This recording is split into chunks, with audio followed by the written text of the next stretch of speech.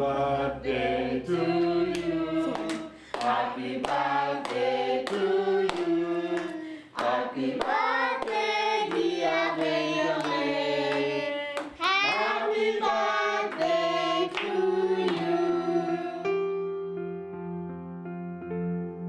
Benjamin was the first hug, the first time I held him, love at first sight.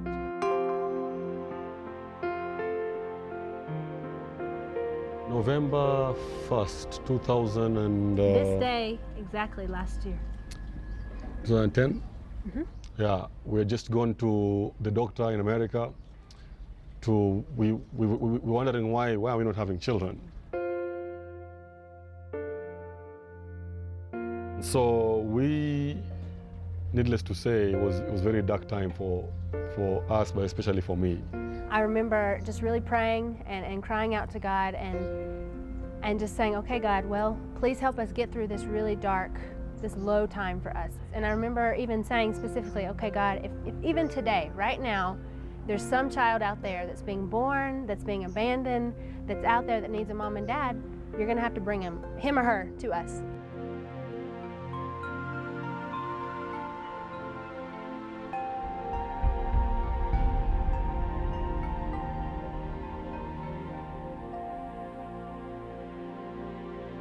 We came here and we met Benjamin.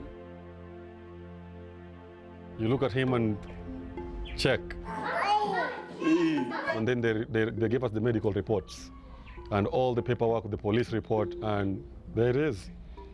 November 1st. That's the day that they found him. And they said that was the day that he was born. And I said, babe, what were we doing November 1st last year? And he was like, we started thinking, and I was like, I think that's the same week that we were in Raleigh. And I think we went to see that particular doctor. And so I was like, let me go look in my journal. And I opened that journal and I remember just looking at it and I just started weeping. Because I was like, oh my gosh. You know, Lord, this whole time, this whole dark year that we've had, you know, you had a plan and you really did. That same day of all days, you know, was the same day that Benjamin was being born and he was being thrown away. And you saved him just for us.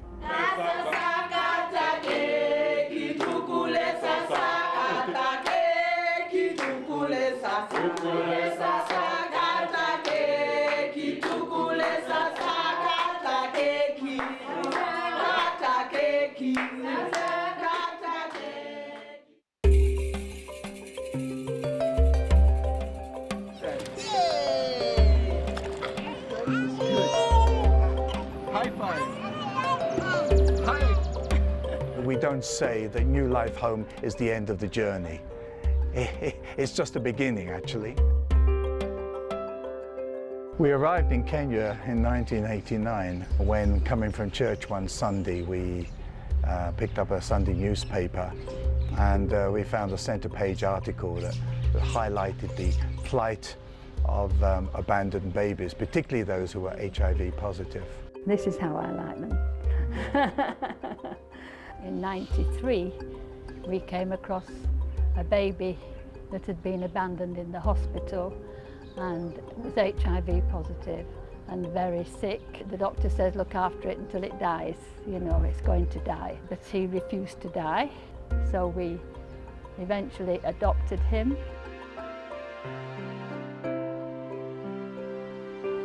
Oh, why are you crying? So that's why we decided we would start a home, thinking it would be a hospice, but at least they would be loved and cared for until they died and not just die being unloved. These are the children that the Lord has made. We will rejoice and be glad with them. These are the children that the Lord has made. We are the people that the Lord has made,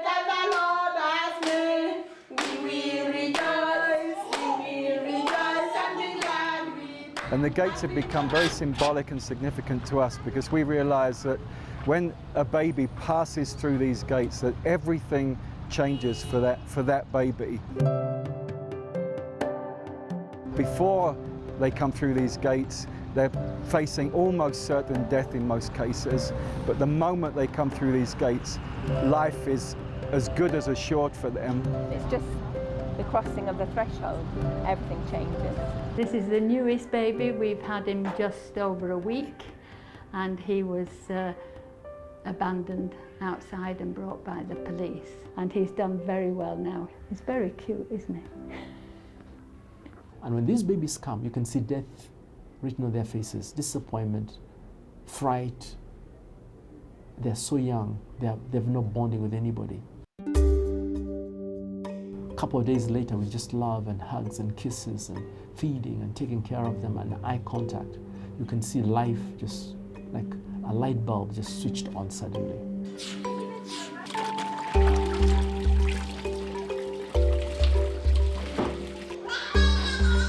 We've grown from one home, and then we've opened in Kisumu and Nyeri and Nakuru and so on. But in those very early days when children had to go to the hospital, we would end up with very high hospital bills. And I would sit there, how are we going to pay this bill? And then it seems as if God took me back to the family and said, look, I'm the one that called you, and in the end, I'm the father of these children. I'm the one who has said in the Bible that I love the orphan, and I will put the orphan in families.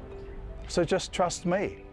So once that got into my head, that I just had to trust him, then I started writing checks when I needed to write checks, often when we didn't have the money in the bank. But I tell you, in these 18 years history of New Life Homes, we have never once been in the red. We got very close to it, and it was a test to our faith, but we've never been in the red. No check has ever bounced.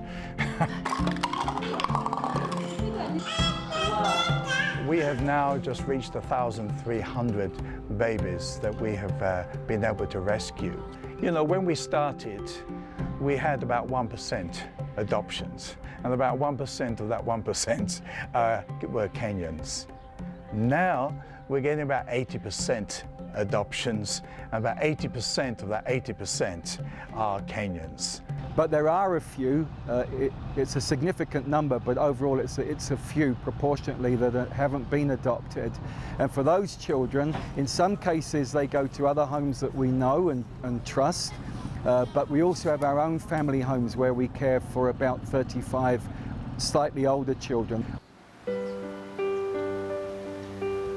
We haven't given up hope, and we're still believing and praying and trusting that these children will find adoptive families, which has happened in some cases, and we still believe that that's the better option.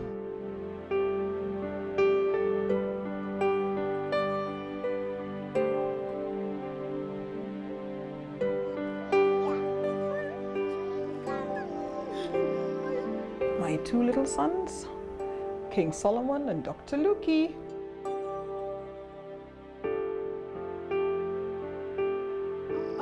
Yes, who can lift up his head?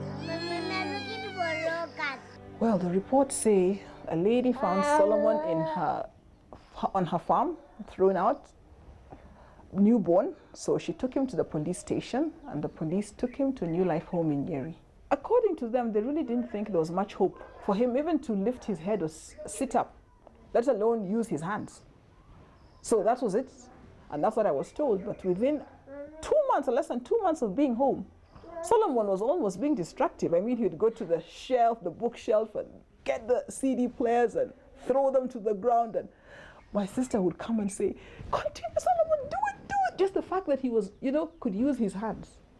Because they said he wouldn't do anything. We couldn't even feed him normally because his jaw was open like that. So we'd have to exercise. You'd have to hold him out here like this and put food inside. Now no more. He can keep it down himself. He chews it himself. Yeah. He's a fighter.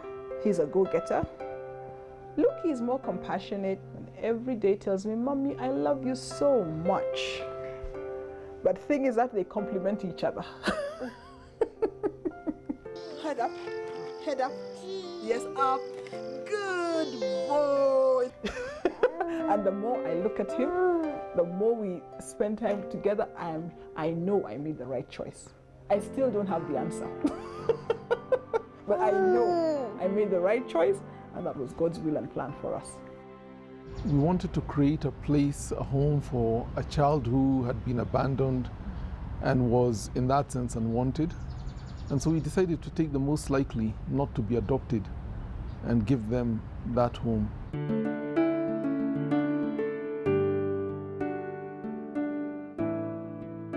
The home did tell us that she was the one child in the home who did not like being in the home.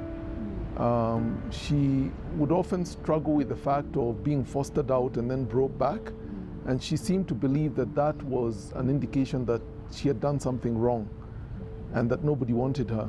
I think my husband is braver than I am. I'm the one who had probably felt a little afraid, and we really prayed about it. I needed to hear a personal word from God, and God really did speak to me. But my husband, he felt it would work out.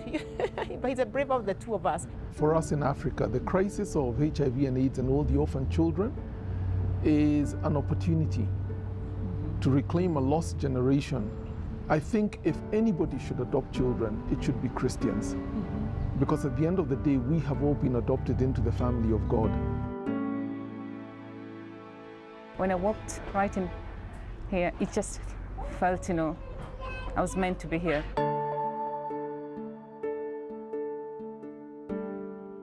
I just love babies. I come from Monday through Friday in the mornings, and then Saturdays I spend the whole day. And I'm trusting God, I really want to bless this home, financially and materially too. So I'm just trusting God, at the right time, He'll help me with that. To me, this is home. I actually feel, I can't explain it. It's just home.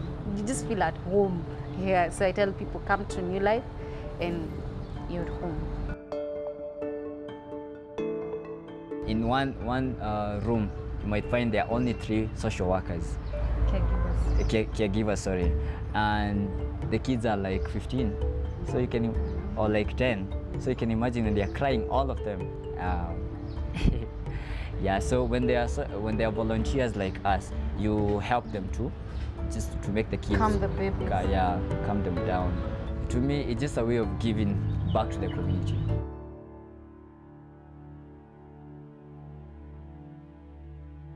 You can see the pictures of how the maggot was eating the.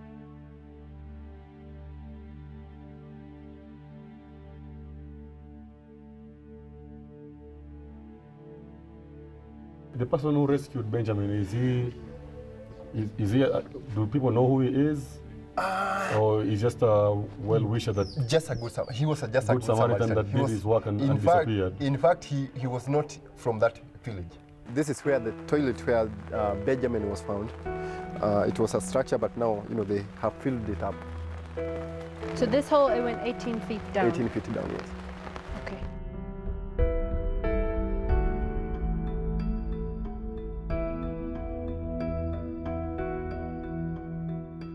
So when they pulled him out, did they pull him out through this way or out the side? Through the side. So after he was found and pulled out, they destroyed that one. They destroyed that one, and one. then they put a new one. It's sad. Surrounding all these houses, nobody could hear a woman throw a kid. Alikuwa tu hivi hivi. Kalikuwa hivi. Kakuwa kameshomeka hivyo.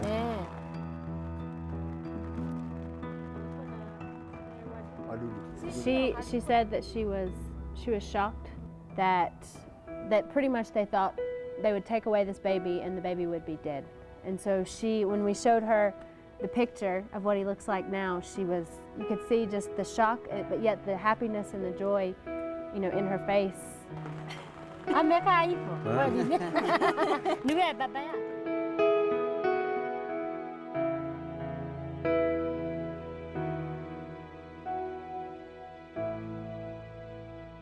We have admitted 99 babies, and we have about 57 of them being adopted.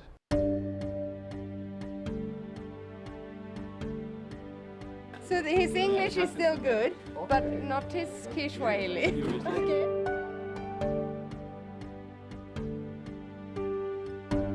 the main challenge is just now to get to the mind of the people that, you know, well, even if the home look very nice and smart, it doesn't mean that we have money.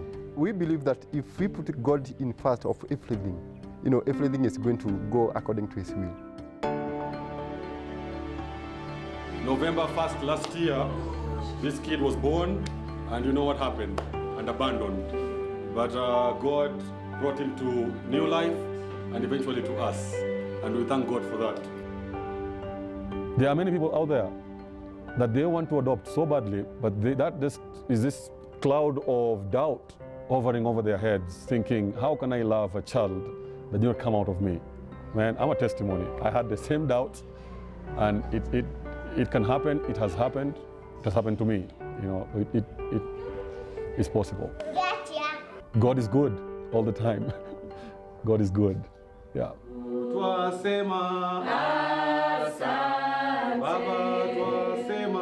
You know, this is what it's all about. It's not about us.